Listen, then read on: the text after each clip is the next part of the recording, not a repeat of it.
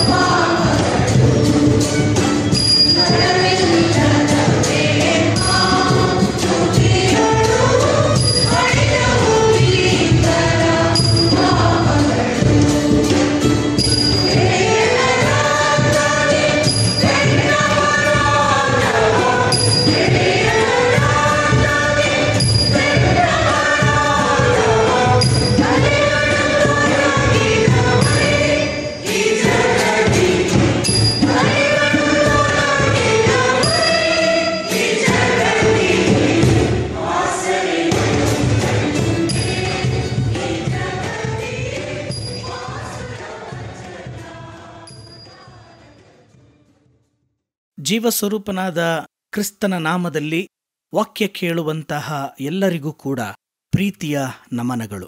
ಈ ದಿನಕ್ಕೆ ನೇಮಕವಾದಂತಹ ಮುಖ್ಯ ಪ್ರಸ್ತಾಪ believing in Christ the truth, ಕ್ರಿಸ್ತನಲ್ಲಿನ ನಂಬಿಕೆಯೇ ನಿಜವಾದ ಮಾರ್ಗ ಎಂಬುದಾಗಿ.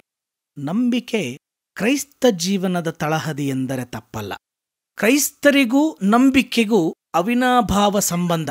ಯೇಸುಸ್ವಾಮಿಯ ಕನ್ಯಾಮರಿಯಳ ಜನನವಾಗಲಿ, ಯೇಸುಸ್ವಾಮಿಯ 3ನೇ ದಿನದ ಉತ್ಥಾನವಾಗಲಿ ವಿಜ್ಞಾನದಿಂದ ಸಾಬೀತುಪಡಿಸುವಂಥವುಗಳಲ್ಲ ಮತ್ತು ಮನುಷ್ಯ ಜ್ಞಾನಕ್ಕೆ ಆಲೋಚನೆಗೂ ನಿಲುಕದಂತಹ ವಿಚಾರ ಈ ಯೇಸುಸ್ವಾಮಿಯ ಕನ್ಯಾಜನನ ಮತ್ತು ಆತನ 3ನೇ ದಿನದ ಉತ್ಥಾನ.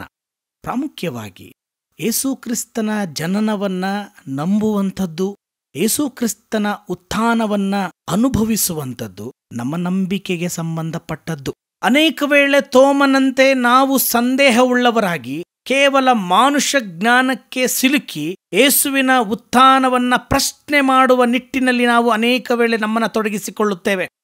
ಇಂದು ಲಕ್ಷೋಪಲಕ್ಷ ಜನರು ಯಾಕೆ ಕ್ರಿಸ್ತನ ನಿಮಿತ್ತವಾಗಿ ಹಿಂಸೆಯನ್ನ ಅನುಭವಿಸುತ್ತಿದ್ದಾರೆ? ಇದಕ್ಕೆ ಸಾಕ್ಷಿಯೇ ಯೇಸುವಿನ ಉತ್ಥಾನದ ಅನುಭವ. ಇದನ್ನ ನಮ್ಮ ಜೀವಿತದಲ್ಲಿ ಅನುಭವಿಸುವಾಗ ನಮಗೆ ನಂಬಿಕೆ ಉಂಟಾಗುತ್ತದೆ.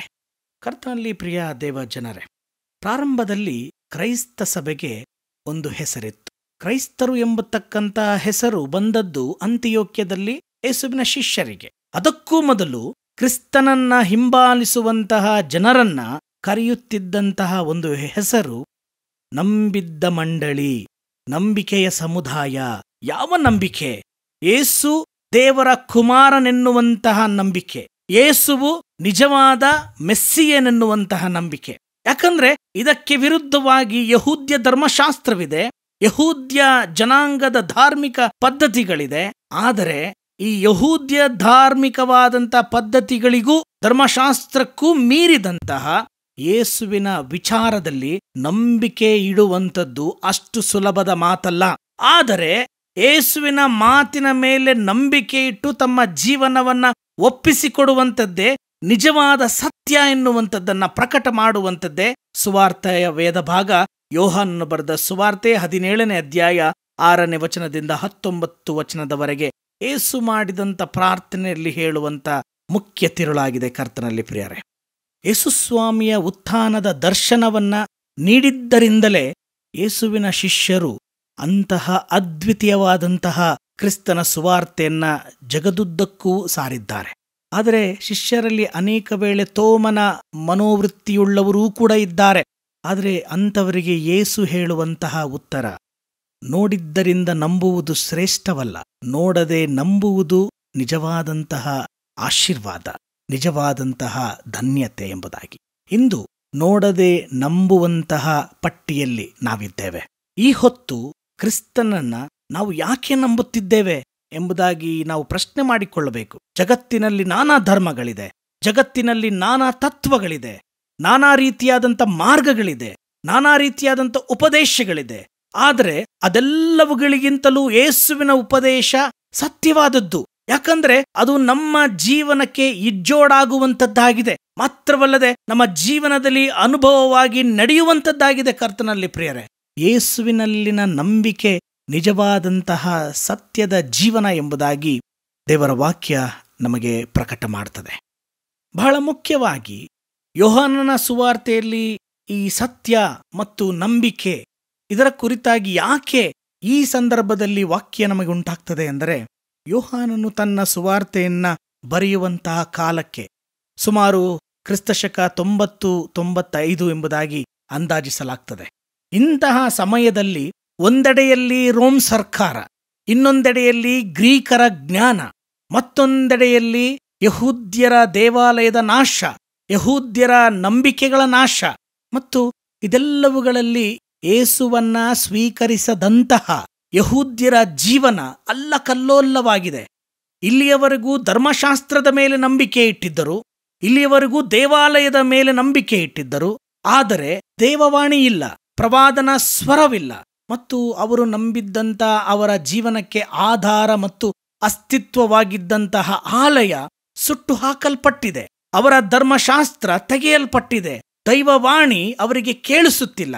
ಇದೆಲ್ಲವುಗಳ ಮಧ್ಯದಲ್ಲಿ ಯೇಸುವಿನ ಉತ್ತರ, ನನ್ನನ್ನ ನಂಬುವಂಥದ್ದೇ ನಿಜವಾದಂಥ ಸತ್ಯವೆನ್ನುವಂತಹ ಸೌವಾರ್ತಿಕನ ಬರವಣಿಗೆಯ ಮೂಲಕ ಅಂದಿನ ಜನಕ್ಕೆ ಉಂಟಾಗಿತ್ತು. ಇಂದೂ ಕೂಡ ನಾವು ಯಾವುದನ್ನ ನಂಬುತ್ತೇವೆ, ನಾವು ಯಾವುದನ್ನ ಸತ್ಯವೆಂದು ತಿಳಿದುಕೊಳ್ಳುತ್ತೇವೆ, ಅದು ಅನೇಕ ವೇಳೆ ಸತ್ಯವಾಗಿರಲಿಕ್ಕೆ ಸಾಧ್ಯವಿಲ್ಲ. ನಾವು ಕಂಡದ್ದೂ ಕೂಡ ಸತ್ಯವಲ್ಲ, ನಾವು ಕೇಳಿದ್ದೂ ಕೂಡ ಸತ್ಯವಲ್ಲ. ಯಾವುದು ನಿಜವಾಗಿ ನಮ್ಮ ಜೀವನದ ಅನುಭವಕ್ಕೆ ಬರುತ್ತದೆ, ನಿಜವಾದ ಸತ್ಯ ಅದೇ. ಈ ಹೊತ್ತು ಕ್ರೈಸ್ತತ್ವ ಕೂಡ ಒಂದು ಕಲ್ಪನೆ ಅಲ್ಲ, ಅದು ನಮ್ಮ ಅನುಭವ. ಯಾವಾಗ ಈ ಅನುಭವ ನಾನು ಅನುಭವಿಸುತ್ತೇನೆ, ಅದೇ ನಿಜವಾದಂಥ ಸತ್ಯವೆಂದು ನಾನು ತಿಳ್ಕೊಳ್ಳುತ್ತೇನೆ. ಅದರಿಂದ ದೇವರ ವಾಕ್ಯ ಕೇಳುವಾಗ ಅನೇಕ ವೇಳೆ ನಾವು ನಮ್ಮ ಜೀವನಕ್ಕೆ ಓರೆ ಹಚ್ಚಿಕೊಳ್ಳುವಾಗ ಆ ವಾಕ್ಯ ನನ್ನ ಬದುಕಿನಲ್ಲಿ ಕಾರ್ಯರೂಪದಲ್ಲಿ ಅನುಭವಾಮೃತವಾಗಿ ನಮ್ಮನ್ನ ಸಂಧಿಸುವಾಗ ಅದು ಜೀವವುಳ್ಳ ವಾಕ್ಯವಾಗಿ ಪರಿವರ್ತನೆಯಾಗ್ತದೆ. ಕರ್ತನಲ್ಲಿ ಪ್ರಿಯರೇ, ಈ ನಿಟ್ಟಿನಲ್ಲಿ ಯೇಸುಸ್ವಾಮಿಯ ಈ ವಾಕ್ಯ ನಂಬಿಕೆಯ ಮೂಲಕವಾಗಿ ಸತ್ಯದ ದಾರಿಯನ್ನ ಪ್ರಕಟ ಮಾಡುವಂಥದ್ದಾಗಿದೆ. ಪ್ರಿಯರೇ, ಒಂದು ಸಾರಿ ಒಂದೂರಿನಲ್ಲಿ ಒಬ್ಬ ವ್ಯಕ್ತಿ ಇದ್ದ, ಬಹಳ ಬುದ್ಧಿವಂತ. ಆದರೆ ಆತನು ಜನರ ಗುಂಪನ್ನ ನೋಡಿದರೆ ಭಯ. ಕಾಲೇಜಿಗೆ ಹೋಗುವಾಗ ಬರುವಾಗ ಅವನಿಗೆ ಭಯ, ಊರಿಗೆ ಬರುವಾಗ ಹೋಗುವಾಗ ಅವನಿಗೆ ಭಯ. ಆ ಊರಿಗೆ ಒಂದು ದಿನ ಒಬ್ಬ ಸಂತ ಬಂದ. ಅವನ ಬಳಿ ಇವನು ತನ್ನ ಸಮಸ್ಯೆಯನ್ನ ಹೇಳಿಕೊಂಡ. ಆಗ ಆ ಸಂತ ಅವನ ಚೀಲದಲ್ಲಿ ಕೈ ಹಾಕಿ ಒಂದು ಬಿಳಿ ಕಲ್ಲನ್ನ ಕೊಟ್ಟ. ಆ ಕಲ್ಲನ್ನು ಕೊಟ್ಟು ಆ ವ್ಯಕ್ತಿಗೆ ಹೇಳುತ್ತಾನೆ, ಈ ಕಲ್ಲು ನಿನ್ನ ಭಯ ನಿವಾರಿಸುತ್ತದೆ ಎಂದು ಆ ಕಲ್ಲನ್ನ ಅವನಿಗೆ ಕೊಟ್ಟ. ಸರಿ, ಭಯಗ್ರಸ್ತನಾದಂಥ ಈ ವ್ಯಕ್ತಿ ಆ ಕಲ್ಲನ್ನು ಯಾವಾಗಲೂ ತನ್ನ ಜೊತೆಯಲ್ಲಿಟ್ಟುಕೊಂಡಿರುತ್ತಿದ್ದ. ಕಾಲೇಜಿಗೆ ಹೋಗುತ್ತಾನೆ, ಭಯ ಆಗುವುದಿಲ್ಲ. ಜನರ ಗುಂಪು ಇರುವ ಕಡೆಗೆ ಹೋಗುತ್ತಾನೆ, ಭಯವಾಗುವುದಿಲ್ಲ. ಊರಿಗೆ ಹೋಗುವಾಗಲೂ ಬರುವಾಗಲೂ ಜನರ ಮಧ್ಯದಲ್ಲಿ ಓಡಾಡುವಾಗಲೂ ಭಯವಾಗುವುದಿಲ್ಲ. ಮುಂದೆ ಜೀವನದಲ್ಲಿ ದೊಡ್ಡ ಯಶಸ್ವಿ ವ್ಯಕ್ತಿಯಾಗುತ್ತಾನೆ. ಮುಂದೊಂದು ದಿನ ಇದೇ ಸಂತನನ್ನ ಆತ ಭೇಟಿಯಾಗುತ್ತಾನೆ. ಆಗ ಆ ಭೇಟಿಯಾದಂತಹ ಈ ವ್ಯಕ್ತಿ ಸಂತನಿಗೆ ಕೃತಜ್ಞತೆಯಿಂದ ಹೇಳುತ್ತಾನೆ, ನೀವು ಕೊಟ್ಟ ಈ ಬಿಳಿ ಕಲ್ಲಿನಿಂದ ಸಾಧ್ಯವಾಯಿತು. ಇಷ್ಟೆಲ್ಲ ನಾನು ಸಾಧನೆ ಮಾಡಿದ್ದು ಈ ಬಿಳಿ ಕಲ್ಲಿನಿಂದ ಎಂಬುದಾಗಿ ಹೇಳುವಾಗ ಆ ಸಂತ ಹೇಳುತ್ತಾನೆ, ಅಯ್ಯೋ ದಡ್ಡ, ನಿನಗೆ ಕೊಟ್ಟ ಕಲ್ಲಿನಲ್ಲಿ ಯಾವ ಶಕ್ತಿಯೂ ಇಲ್ಲ. ನಿನ್ನಲ್ಲಿ ತುಂಬಿದ್ದು ಆತ್ಮವಿಶ್ವಾಸ, ನಿನ್ನಲ್ಲಿ ತುಂಬಿದ್ದು ಒಂದು ನಂಬಿಕೆಯ ಒಂದು ಭರವಸೆ, ಅದು ನಿನ್ನನ್ನ ಈ ಸ್ಥಾನಕ್ಕೆ ಏರಿಸಿತು ಎಂಬುದಾಗಿ ಆತನು ಹೇಳುವಾಗ ಈ ವ್ಯಕ್ತಿಗೆ ಅರಿವಾಗುತ್ತದೆ. ಪ್ರಿಯರೇ, ಧರ್ಮೋಪದೇಶ ಕಾಂಡ 6ನೇ ಅಧ್ಯಾಯ 6ನೇ ವಚನ, ದೇವರ ವಾಕ್ಯದ ಹಿನ್ನೆಲೆಯಲ್ಲಿ ನಾವು ನೋಡುವಾಗ, ಈಗ ನಿಮಗೆ ತಿಳಿಸುವ ಮಾತುಗಳು ನಿಮ್ಮ ಹೃದಯದಲ್ಲಿರಬೇಕು. ಇದರರ್ಥ, ಯಾವಾಗ ದೇವರ ಮಾತು ವಾಕ್ಯ ನಮ್ಮ ಜೀವಿತದಲ್ಲಿರ್ತದೆ, ಅಲ್ಲಿ ನಂಬಿಕೆ ಬರ್ತದೆ, ಅಲ್ಲಿ ವಿಶ್ವಾಸ ಬರ್ತದೆ, ಜೀವನದಲ್ಲಿ ಗೆಲ್ಲಲು ಸಾಧ್ಯವಾಗ್ತದೆ, ಜೀವನವನ್ನ ಉನ್ನತವಾದಂಥ ಸಾಧನೆಯ ಪಥಕ್ಕೆ ಕೊಂಡೊಯ್ಯಲು ಸಾಧ್ಯವಾಗ್ತದೆ. ಶಿಷ್ಯರಲ್ಲಿ ಯೇಸು ಮಾಡಿದ್ದು ಇದೇ ರೀತಿಯಾಗಿ. ಶಿಷ್ಯರಲ್ಲಿದ್ದಂಥ ಭಯ ಅದನ್ನ ನಿವಾರಿಸಿದ್ದು ಯೇಸುವಿನ ಮಾತುಗಳು. ಯೇಸು ಮಾಡಿದಂಥ ಈ ನಂಬಿಕೆಯ ಪ್ರಾರ್ಥನೆ. ಯಾವಾಗ ಲೌಕಿಕವಾದಂಥ ಹೆದರಿಕೆಗೆ ಒಳಗಾಗಿದ್ದಂಥ ಶಿಷ್ಯರು ಯೇಸುವಿನ ಮಾತಿನಿಂದ, ಯೇಸುವಿನ ಪ್ರಾರ್ಥನೆಯಿಂದ ನಂಬಿಕೆಯ ಸಮುದಾಯವಾಗಿ ಮಾರ್ಪಟ್ಟರು. ಆ ನಂಬಿಕೆ ಎನ್ನುವಂತಹ ಉತ್ಥಾನದ ದರ್ಶನದ ಆತ್ಮವಿಶ್ವಾಸದಿಂದ ಜಗತ್ತಿನಲ್ಲಿ ಬಂದಂಥ ಎಲ್ಲ ಹೋರಾಟಗಳ ಮಧ್ಯದಲ್ಲಿ ಜಯವನ್ನ ಕಂಡರು. ಕ್ರಿಸ್ತನ ಸಾಕ್ಷಿಯನ್ನ ಇಡೀ ಲೋಕಕ್ಕೆ ಪ್ರಕಟ ಮಾಡಿದರು. ಕರ್ತನಲ್ಲಿ ಪ್ರೀತಿಯುಳ್ಳ ದೇವಜನರೇ, ಈ ನಂಬಿಕೆ ಎನ್ನುವಂಥದ್ದು ಕೂಡ ಒಂದು ಮೌಢ್ಯತೆ ಅಲ್ಲ. ಈ ನಂಬಿಕೆ ಎನ್ನುವಂಥದ್ದು ಒಂದು ಸಂಪ್ರದಾಯವೂ ಕೂಡ ಅಲ್ಲ. ಈ ನಂಬಿಕೆ ಎನ್ನುವಂಥದ್ದು ಕ್ರಿಯೆಯ ಮೂಲಕವಾಗಿ ತೋರಿಸಲ್ಪಡುವಂಥದ್ದು. ಯಾಕಂದ್ರೆ ಯಾಕೋಬನು ಬರೆದ ಪತ್ರಿಕೆಯಲ್ಲಿ ವಾಕ್ಯ ಹೇಳ್ತದೆ, ಕ್ರಿಯೆಗಳಿಲ್ಲದ ನಂಬಿಕೆ ಸತ್ತದ್ದೇ. ನಾವು ಕ್ರಿಸ್ತನ ಹಿಂಬಾಲಕರಾಗಿ ಕಾರ್ಯತತ್ಪರವಾದಂತಹ ನಂಬಿಕೆಯ ಮೂಲಕವಾಗಿ ಸತ್ಯವಾದ ಯೇಸುವನ್ನ ಪ್ರಕಟಪಡಿಸಬೇಕು. ನಿಮ್ಮ ಕ್ರಿಯೆಗಳು ಯೇಸುವೇ ಸತ್ಯ ದೇವರು ಎನ್ನುವಂಥದ್ದನ್ನ ಪ್ರತಿಬಿಂಬಿಸಬೇಕು. ಇಂದು ಕ್ರೈಸ್ತ ಮಿಷನರಿಗಳು ತಮ್ಮ ಬದುಕನ್ನ ಯಾವುದಕ್ಕೋಸ್ಕರ ಬಿಟ್ಟು ಬಂದರು, ತಮ್ಮ ಜೀವಿತವನ್ನ, ತಮ್ಮ ಸ್ವಂತ ದೇಶವನ್ನ ಯಾವುದಕ್ಕೋಸ್ಕರ ಬಿಟ್ಟು ಬಂದು ಇಲ್ಲಿ ಸೇವೆ ಮಾಡಿದ್ದಾರೆ, ಅವರಿಗೆ ಯಾವುದೇ ರೀತಿಯಾದಂತಹ ಲಾಭವಿಲ್ಲ. ಆದರೆ ಯೇಸುವಿನ ಉತ್ಥಾನದ ದರ್ಶನದಿಂದಲೇ ಇದು ಅವರಿಗೆ ಸಾಧ್ಯವಾಯಿತು. ಯೇಸುವಿನ ಮಾತಿನ ಮೇಲೆ ನಂಬಿಕೆ ಇಟ್ಟಂತಹ ಕ್ರೈಸ್ತ ಮಿಷನರಿಗಳು ಸತ್ಯ ಏನೆಂದು ಅನುಭವದಿಂದ ತಿಳಿದುಕೊಂಡು ಅನೇಕ ಕಡೆ ತಮ್ಮ ಪ್ರಾಣವನ್ನೂ ಲೆಕ್ಕಿಸದೆ ಸತ್ಯವನ್ನ ಪ್ರತಿಷ್ಠಿಸಿದರು. ಸತ್ಯ ದೇವರನ್ನ ಪ್ರಕಟ ಮಾಡಿದರು. ಅವರ ಪ್ರತಿಫಲದ ನಿಮಿತ್ತವೇ ಇಂದು ಸತ್ಯವಾದ ಯೇಸುವನ್ನ ನಾವು ನಂಬುವಂತಹ ಜನರಾಗಿದ್ದೇವೆ. ಅದಕ್ಕಾಗಿಯೇ ನಮ್ಮನ್ನ ನಂಬಿಕೆಯ ಸಮುದಾಯ, ನಂಬಿಕೆಯ ಮಂಡಳಿ ಎಂಬುದಾಗಿ ಕರೆಯಲ್ಪಡುವಂಥದ್ದು.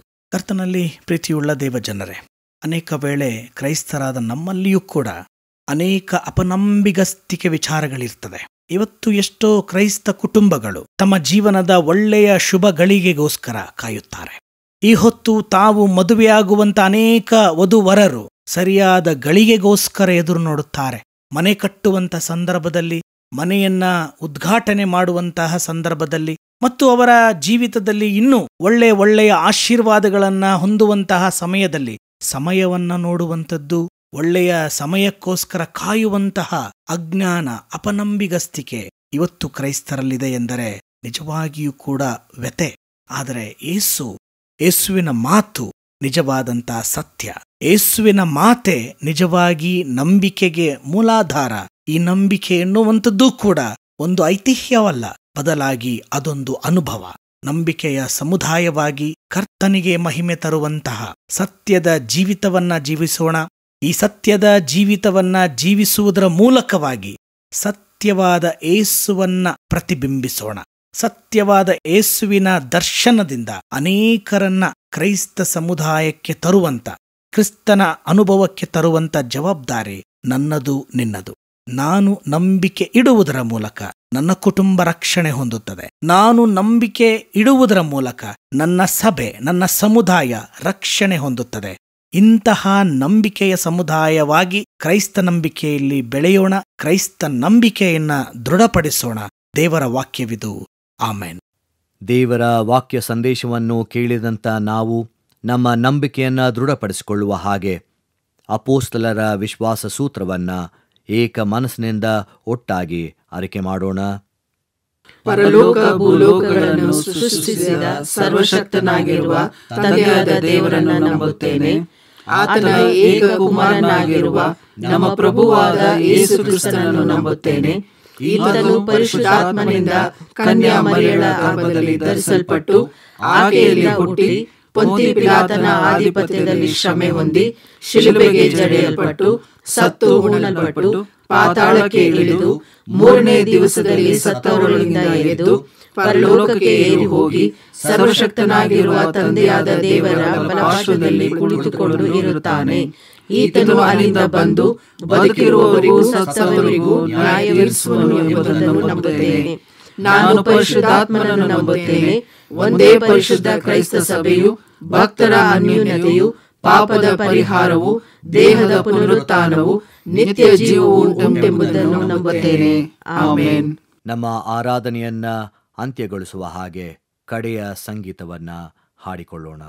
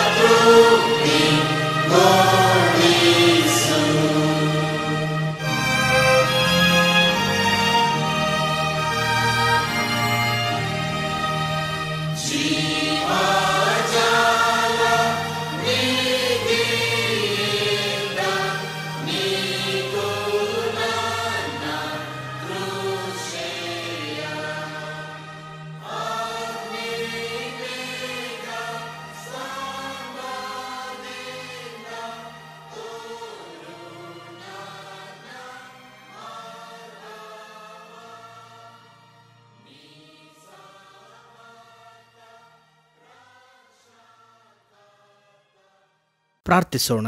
ನಂಬಿಕೆಗೆ ಮೂಲನಾಗಿರುವಂಥ ಯೇಸುವಿನಲ್ಲಿ ತಂದೆಯಾದ ದೇವರೇ, ಇನ್ನೊಂದಾವರ್ತಿ ನಿನ್ನ ದೈವಿಕವಾದಂತಹ ಆರಾಧನೆಗಾಗಿಯೂ ವಾಕ್ಯಕ್ಕಾಗಿಯೂ ನಿನಗೆ ಸ್ತೋತ್ರವಾಗಲಿ. ನಂಬಿಕೆಯ ಮೂಲಕ ದೇವರನ್ನ ಮಹಿಮೆ ಪಡಿಸಿದಂತಹ ಯೇಸು ಕ್ರಿಸ್ತನೇ ನಮ್ಮ ನಂಬಿಕೆಗೆ ಮೂಲಾಧಾರನಾಗಿದ್ದಾನೆ. ಹೌದು ಸ್ವಾಮಿ, ಆತನ ಹೆಸರಿನ ಮೂಲಕವಾಗಿಯೇ ನಿನ್ನಲ್ಲಿ ನಂಬಿಕೆ ಇಟ್ಟು ನಿನ್ನ ಬಳಿಗೆ ನಾವು ಬರುತ್ತೇವೆ. ಈಗಲೂ ನಂಬಿಕೆಯಿಂದ ನಿನ್ನ ಬಳಿಗೆ ಬಂದಂಥ ಎಲ್ಲ ಆತ್ಮಗಳಿಗೆ ನೀ ಕೊಟ್ಟಂಥ ಸತ್ಯದ ದರ್ಶನಕ್ಕಾಗಿಯೂ ಸತ್ಯದ ದಾರಿಗಾಗಿಯೂ ಸತ್ಯದ ಮಾರ್ಗಕ್ಕಾಗಿಯೂ ನಾವು ನಿನ್ನನ್ನು ಕೊಂಡಾಡುತ್ತೇವೆ. ನೀನು ತೋರಿಸಿಕೊಟ್ಟಂಥ ಸತ್ಯದ ದಾರಿಯಲ್ಲಿ ನಾವು ನಡೆದು ಆ ಸತ್ಯದ ದಾರಿಯಲ್ಲಿರುವಂಥ ಪಂಥಾಹ್ವಾನಗಳನ್ನು ಜಯಿಸಿ ಎಂದಿಗೂ ನಮ್ಮ ನಂಬಿಕೆ ಬಿದ್ದು ಹೋಗದಂತೆ ನಿನ್ನ ವಾಕ್ಯ ನಮಗೆ ಪ್ರೇರಣೆಯನ್ನ ಶಕ್ತಿಯನ್ನ ಅನುಗ್ರಹಿಸಲಿ. ಆ ಮೂಲಕ ನಿನ್ನ ಸದ್ಭಕ್ತ ಮಕ್ಕಳಾಗುವಂಥ ಕೃಪೆಯಲ್ಲಿ ನಮ್ಮನ್ನ ನಡೆಸಿ ನಮ್ಮ ನಂಬಿಕೆಯನ್ನ ಈ ನಿಟ್ಟಿನಲ್ಲಿ ದೃಢಪಡಿಸಬೇಕೆಂದು ನಮ್ಮ ರಕ್ಷಕನೂ ಜೀವದಾಯಕನೂ ಆಗಿರುವ ಯೇಸು ಎನ್ನುವಂಥ ಜೀವವುಳ್ಳ ನಾಮದಲ್ಲಿ ಪ್ರಾರ್ಥನೆಯನ್ನ ಬೇಡಿದ್ದೇವೆ. ಆಮೆನ್. ಕರ್ತನು ತಾನೇ ಕಲಿಸಿಕೊಟ್ಟ ಪ್ರಾರ್ಥನೆಯನ್ನ ನಾವು ಏಕ ಮನಸ್ಸಿನಿಂದ ಆರೈಕೆ ಮಾಡೋಣ. ಪರಲೋಕದಲ್ಲಿರುವ ನಮ್ಮ ತಂದೆಯೇ, ನಿನ್ನ ನಾಮವು ಪರಿಶುದ್ಧವೆಂದು ಎಣಿಸಲ್ಪಡಲಿ. ನಿನ್ನ ರಾಜ್ಯವು ಬರಲಿ. ನಿನ್ನ ಚಿತ್ತವು ಪರಲೋಕದಲ್ಲಿ ನೆರವೇರುವ ಪ್ರಕಾರ ಭೂಲೋಕದಲ್ಲಿಯೂ ನೆರವೇರಲಿ. ನಮ್ಮ ಅನುದಿನದ ಆಹಾರವನ್ನು ಈ ಹೊತ್ತು ದಯಪಾಲಿಸು. ನಮಗೆ ತಪ್ಪು ಮಾಡಿದವರನ್ನು ನಾವು ಕ್ಷಮಿಸಿದಂತೆ ನಮ್ಮ ತಪ್ಪುಗಳನ್ನು ಕ್ಷಮಿಸು. ನಮ್ಮನ್ನು ಶೋಧನೆಯೊಳಗೆ ಸೇರಿಸದೆ ಕೇಡಿನಿಂದ ನಮ್ಮನ್ನು ತಪ್ಪಿಸು. ರಾಜ್ಯವು ಬಲವು ಮಹಿಮೆಯು ಸದಾಕಾಲ ನಿನ್ನವೇ. ಆಮೆನ್. ವಿಶ್ವಾಸದಿಂದ ಕರ್ತನಾಶೀರ್ವಾದವನ್ನ ಹೊಂದಿಕೊಳ್ಳೋಣ. ನಂಬಿಕೆಯನ್ನ ಹುಟ್ಟಿಸುವವನೂ ಪೂರೈಸುವವನೂ ಆಗಿರುವಂತಹ ದೇವರ ಪ್ರೀತಿಯು, ಸತ್ಯದ ಮೂಲಕವಾಗಿ ನಂಬಿಕೆಗೆ ಮೂಲಾಧಾರನಾಗಿರುವಂಥ ಯೇಸು ಕ್ರಿಸ್ತನ ಕೃಪೆಯು, ದೈವ ನಂಬಿಕೆಯಲ್ಲಿ ನಮ್ಮನ್ನ ನೆಲೆಗೊಳಿಸಿ ಸತ್ಯದ ಮಾರ್ಗದಲ್ಲಿ ನಡೆಸುವ ಪರಿಶುದ್ಧಾತ್ಮನ ಅನ್ಯೋನ್ಯತೆ, ಐಕ್ಯತೆ, ಸಹವಾಸ ಸದಾಕಾಲ ನೆಲೆಯಾಗಿರಲಿ. ಆಮೆನ್.